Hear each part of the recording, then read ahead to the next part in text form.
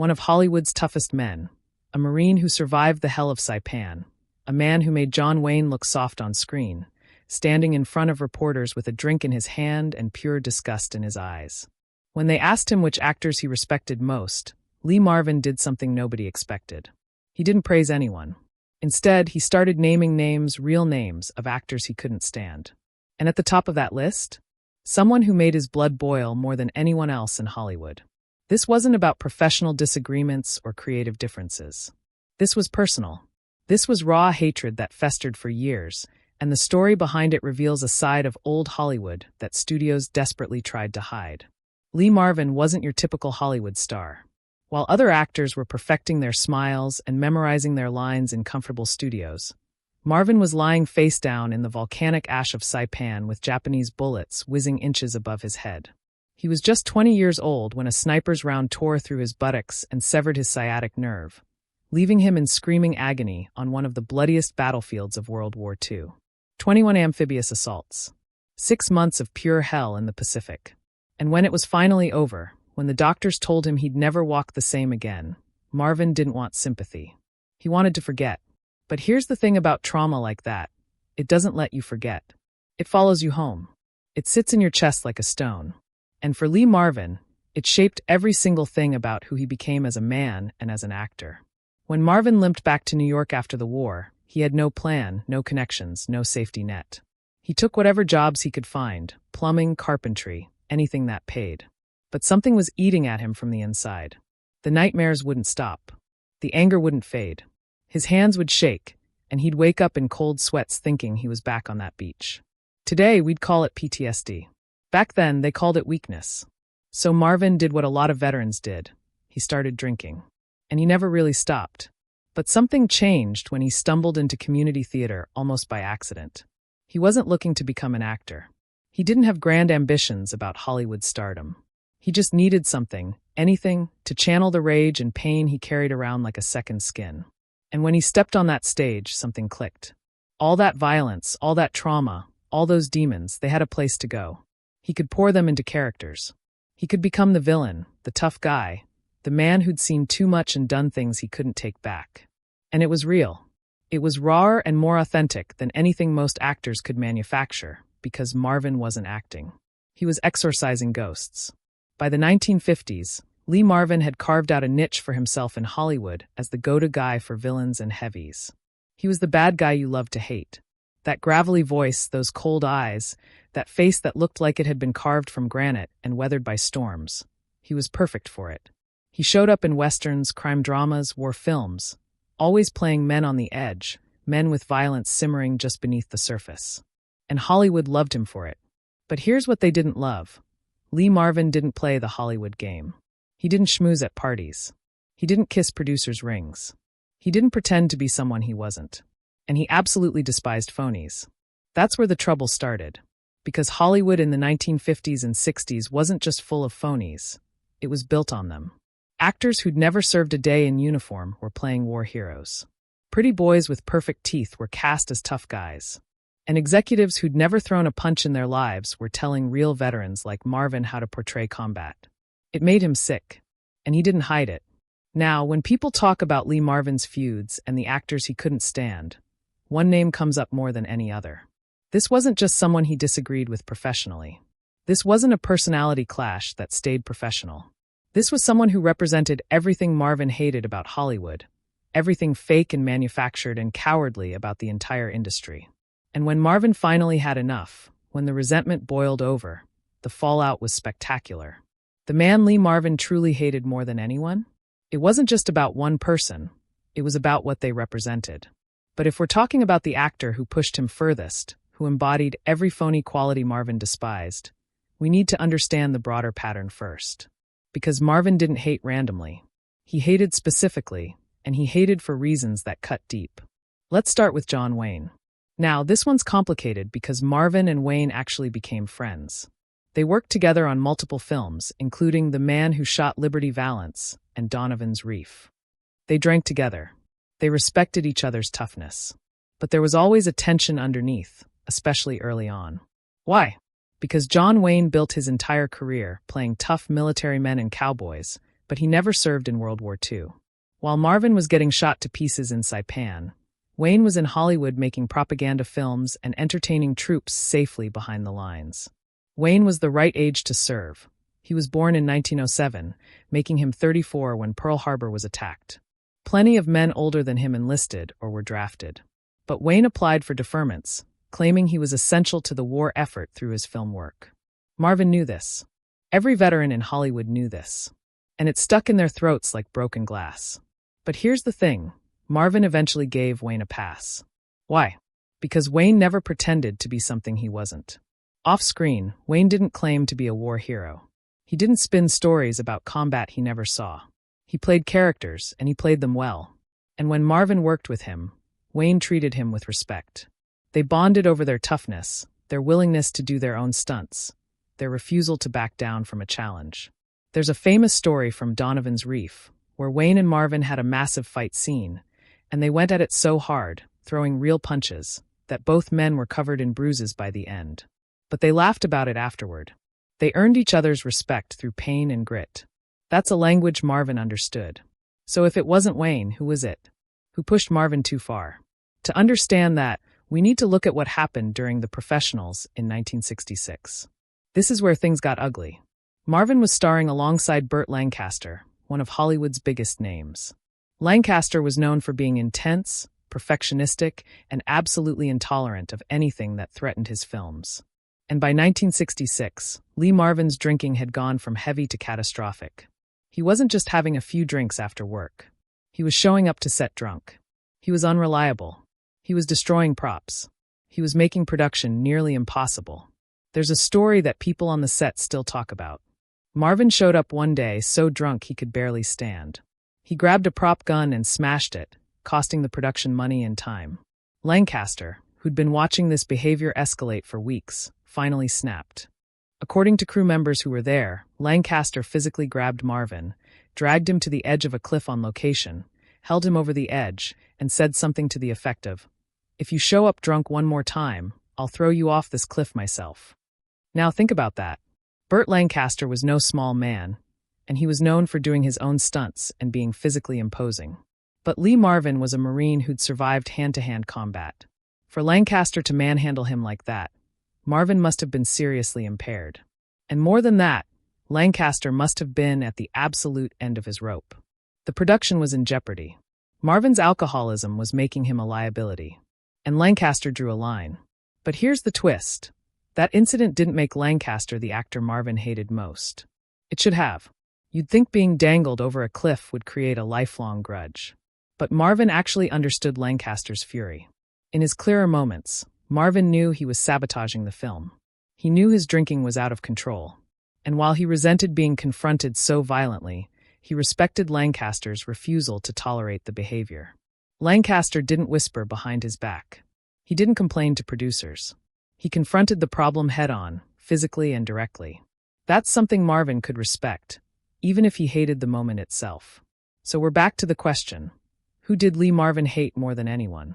To find that answer, we need to understand what Marvin valued and what disgusted him. Marvin valued authenticity above all else.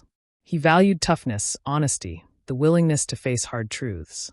He valued people who'd been through real hardship and came out the other side without pretending it was easy. He valued veterans who carried their scars quietly.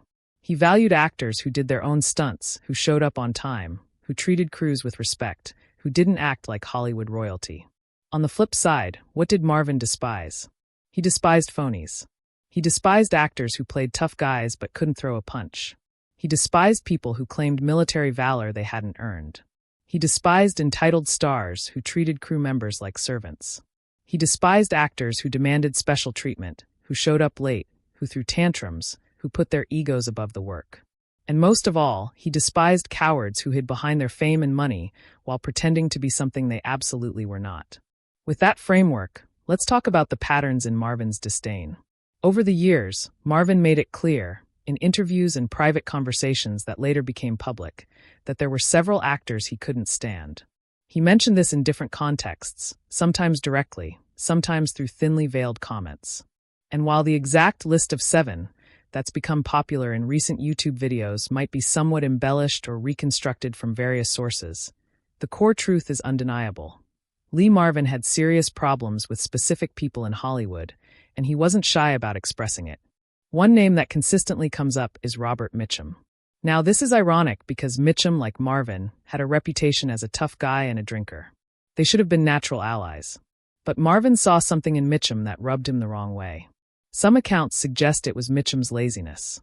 Mitchum was famous for not caring, for showing up and doing the bare minimum, for treating acting like it was beneath him. For Marvin, who poured his pain and trauma into every role, that attitude was insulting. Marvin believed acting was a craft, something you earn through suffering and work. Mitchum treated it like a joke. That created friction. Charles Bronson is another name that appears in discussions of Marvin's dislikes, though this one's more complicated. Bronson and Marvin worked together in The Dirty Dozen, and by some accounts, they put their differences aside for that film. But there was tension. Bronson, like Marvin, was a World War II veteran. Unlike Marvin, Bronson rarely talked about his service. He kept his head down, did his work, and went home. But there were rumors on sets that Bronson could be difficult, demanding, and dismissive of other actors. Marvin, who valued camaraderie among veterans, might have seen Bronson's aloofness as arrogance or disrespect. But let's get to the real core of Marvin's hatred. Let's talk about the type of actor that made his blood truly boil. The fake war hero. The Hollywood pretty boy who played decorated officers and brave soldiers, but never came close to a battlefield. The actors who wore uniforms on screen, collected paychecks, won awards, and let audiences believe they embodied real heroism, while actual veterans struggled with poverty, disability, and PTSD in obscurity. There was one particular actor, and though sources vary and some names are disputed, who seemed to epitomize everything Marvin despised. This actor had built a career on playing military men, tough guys, soldiers. He accepted praise for his realistic portrayals. He did interviews where he talked about understanding the military mindset. But he'd never served. He'd never seen combat. He'd never even been near a battlefield except when cameras were rolling and directors were yelling action. For Marvin, this was unforgivable. It wasn't just about stolen valor, though that was part of it. It was about the betrayal of truth. Marvin had watched men die. He'd carried wounded friends off beaches while bullets tore through the air. He'd lain in a field hospital not knowing if he'd ever walk again. He'd spent decades dealing with nightmares, pain, and the psychological wreckage of combat. And then he had to watch some pampered actor, someone who'd spent the war years safely in Hollywood or maybe in school, play dress up in a uniform and get praised for it. Get paid millions for it. Get awards for it. While actual veterans were ignored or pitted. This resentment came out in how Marvin talked about Hollywood's relationship with war. He famously said in interviews that war wasn't noble or glorious. It was dirty, stupid, and violent. He hated how Hollywood romanticized combat, how it made violence look clean and heroic. He especially hated when actors who'd never experienced real violence pretended they understood it. And when those actors became rich and famous because of that pretense. That's when Marvin's hatred became personal. But there's another layer to this. Marvin didn't just hate the actors themselves. He hated what they represented about Hollywood's values. Hollywood didn't care about authenticity. It cared about looks, about marketability, about fitting a certain image that sold tickets. A real combat veteran like Marvin, with his hard face and traumatized eyes, could play villains and heavies. But the heroes?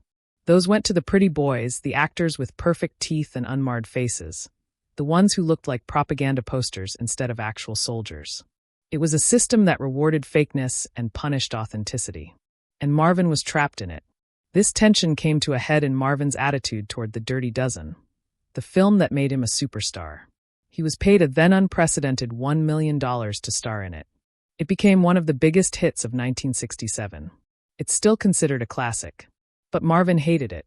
He hated the script, which he thought glorified violence in exactly the way real combat veterans found offensive. He hated the way the film made war look exciting and adventurous. He hated that audiences loved it for all the wrong reasons. He did it for the money, pure and simple, and he never pretended otherwise. That honesty is quintessential Marvin. He'd sell out, but he'd admit he was selling out. He wouldn't dress it up in noble language or pretend he was doing important work.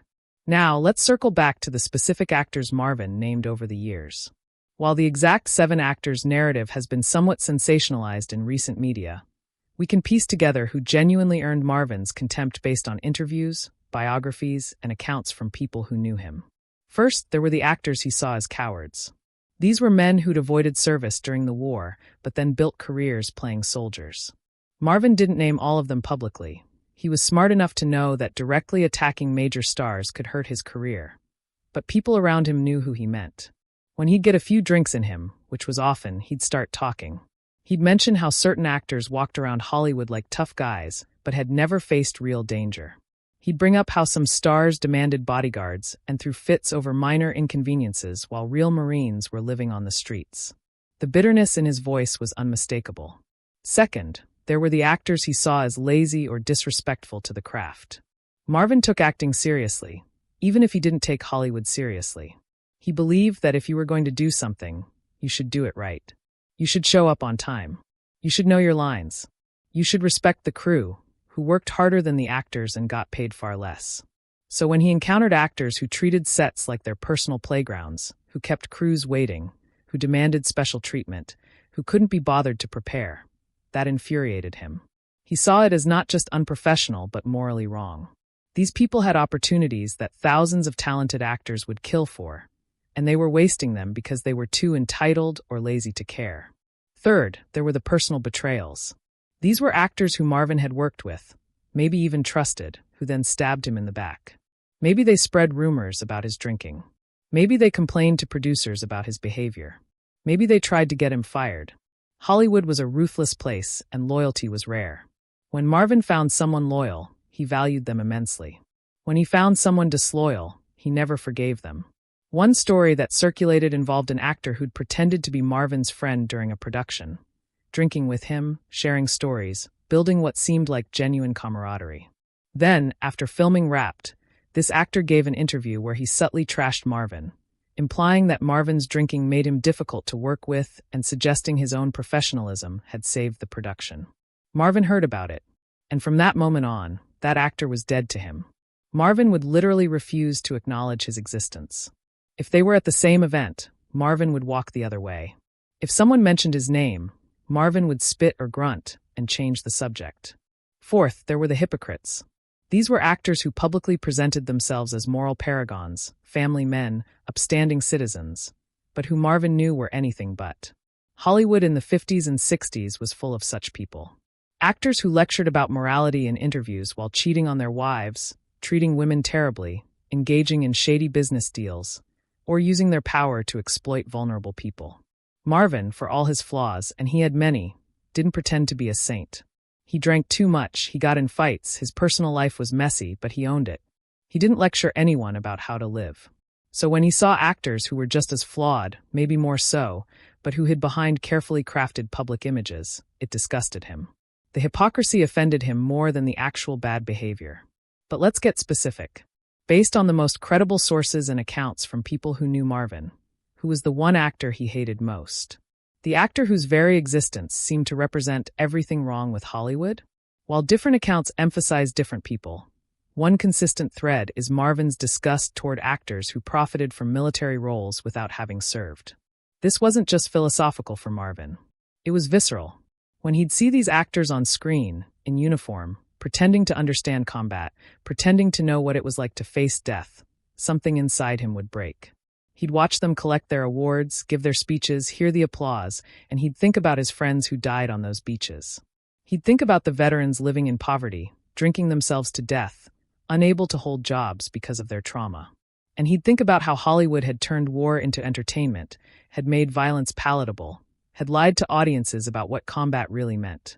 One name that consistently appears in discussions of Marvin's deepest resentments, though it's never been definitively confirmed in a direct quote from Marvin himself, is related to actors from his era who fit this exact profile.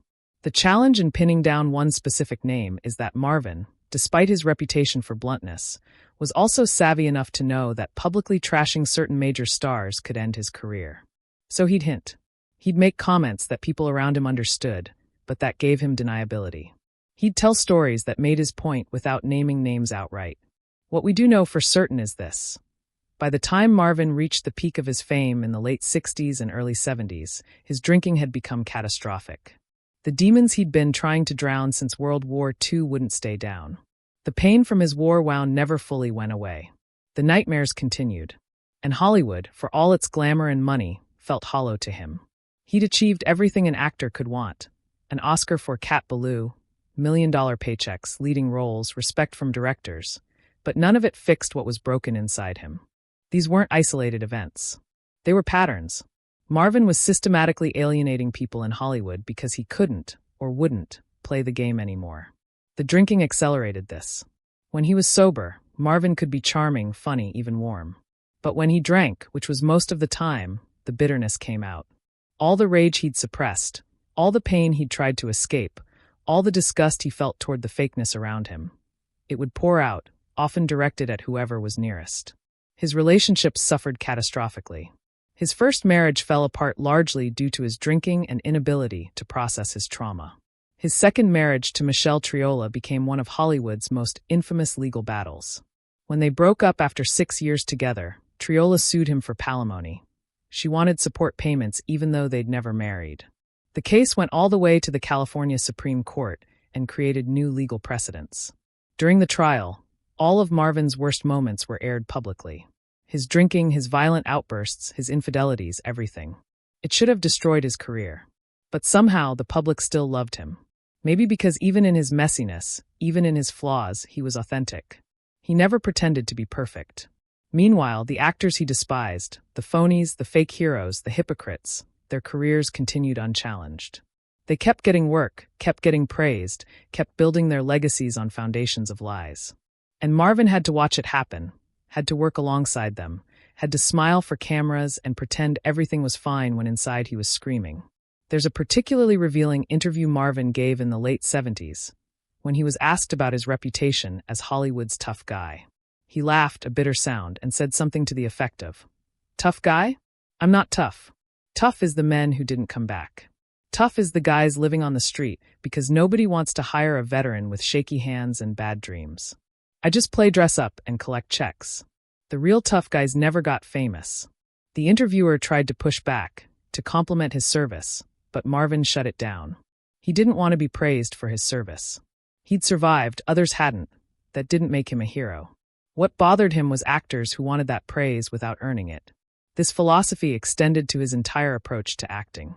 Marvin never considered himself a great actor in the traditional sense. He didn't have theatrical training. He didn't study method acting techniques. He didn't analyze his characters psychologically. He just showed up and used what was already inside him, the pain, the rage, the exhaustion, the cynicism. That's why his performances felt so real. He wasn't creating a character. He was revealing parts of himself.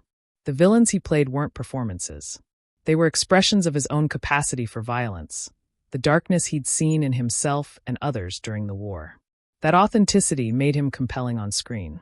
It also made him impossible to be around off-screen. As Marvin aged and his health declined, the bitterness didn't fade, it intensified. He'd spent decades in an industry that rewarded fakeness, and it had left him feeling like he'd wasted his life. Yes, he'd made money. Yes, he'd won awards. Yes, he was famous. But what did any of it mean?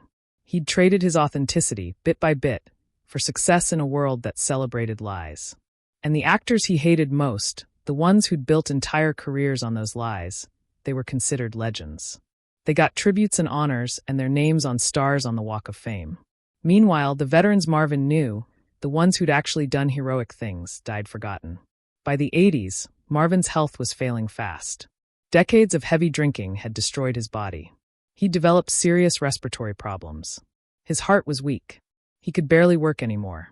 But even then, even as he was dying, the resentments remained. There's an account from a hospital visit where someone mentioned one of those actors Marvin had always despised, one of the fake war heroes. Marvin, sick and weak, still managed to spit out a curse. Still couldn't let it go. Lee Marvin died on August 29, 1987, at the Tucson Medical Center. He was 63 years old. His last words to his wife Pamela were reportedly, "I'm tired, hon." And maybe that's the most honest thing he ever said. He was tired. Tired of fighting. Tired of carrying the weight of his trauma. Tired of living in a world where phonies thrived and honest men suffered. Tired of pretending that any of it mattered. His funeral was attended by Hollywood elite, including some of the people he'd never been able to stand. They gave speeches about what a great actor he was, what a tough guy, what a legend. And maybe some of them meant it. But you have to wonder what Marvin would have thought, looking down or up at that scene. All these people who'd never understood him, who'd never really known him, who represented everything he hated about Hollywood, now claiming to honor his memory. The irony would have made him laugh, that bitter laugh he was known for. In the years since his death, Lee Marvin's reputation has only grown. He's remembered as one of the great tough guys of cinema, an actor who brought unmatched authenticity to his roles. Newer generations discover his films and are struck by how different he was from modern action stars. There's no polish, no vanity, no attempt to be likable. There's just raw, brutal honesty in every frame. Modern actors cite him as an influence. Directors study his work. Critics write essays about his unique screen presence. But the question remains, who did Lee Marvin truly hate more than anyone? Based on everything we know, it wasn't just one person. It was a type. It was the Hollywood phony, the fake tough guy, the actor who profited from portraying things he'd never experienced while actual heroes went unrecognized. It was the coward who dressed up as a soldier, the entitled star who treated people like garbage, the hypocrite who lectured about morality while living immorally. It was everyone who represented the lying, self-congratulatory, artificial world of Hollywood that Marvin was trapped in. If we had to pick one name that embodied all of this, one actor who seemed to crystallize everything Marvin despised, the evidence points toward those actors of his generation who built entire careers on military roles without ever serving. These were men Marvin had to watch succeed, had to work alongside, had to smile at during premieres and award shows, all while knowing they were frauds. That had to eat at him constantly, a daily reminder that Hollywood valued image over truth, that the world rewarded beautiful lies over ugly honesty. The tragedy of Lee Marvin is that he never found peace. He never escaped the war, not really. And he never escaped Hollywood, even though he hated so much about it. He was a man caught between two worlds, the brutal reality of combat and the artificial glamour of movies, and he fit fully into neither. He was too damaged for civilian life, but too honest for Hollywood. And the actors he hated? They served as constant reminders of the compromise he'd made, the bargain he'd struck with a world that celebrated everything he'd learned to despise during those 6 months in the Pacific. Maybe that's why his hatred ran so deep. It wasn't really about the other actors. It was about himself, about choices he'd made, about the life he'd ended up living, about the man he'd become. The phonies he despised? They represented the parts of himself he hated most, the part that stayed in Hollywood, that played the game, that accepted the money, that performed for audiences instead of telling them the truth about war and violence and trauma. In the end, Lee Marvin truly hated Hollywood more than any one person. He hated what it did to truth. He hated what it did to veterans. He hated what it did to him. The individual actors who earned his particular scorn? They were just symptoms of a larger disease, representatives of a system that was rotten to its core. Marvin saw that rot clearly because he'd seen real evil on battlefields. He knew what genuine courage looked like because he'd watched men demonstrate it under fire. And he knew what cowardice looked like because he saw it every day in the mirror of Hollywood's self-satisfaction. That's the real answer to who Lee Marvin hated most. He hated Hollywood itself. He hated the lie factory, the dream machine, the industry that turned suffering into entertainment and called it art. And every actor who embodied that lie, who profited from it, who celebrated it, they earned a piece of his inexhaustible rage. The fact that he couldn't escape, that he was part of the system he despised, that he took the money and played the roles and became complicit in the very thing he hated. That's what made his hatred so pure and so painful. It was self-hatred projected outward, truth-telling from a man trapped in a world built on lies, the desperate rage of someone who'd seen hell and then had to watch people pretend they understood it without ever coming close.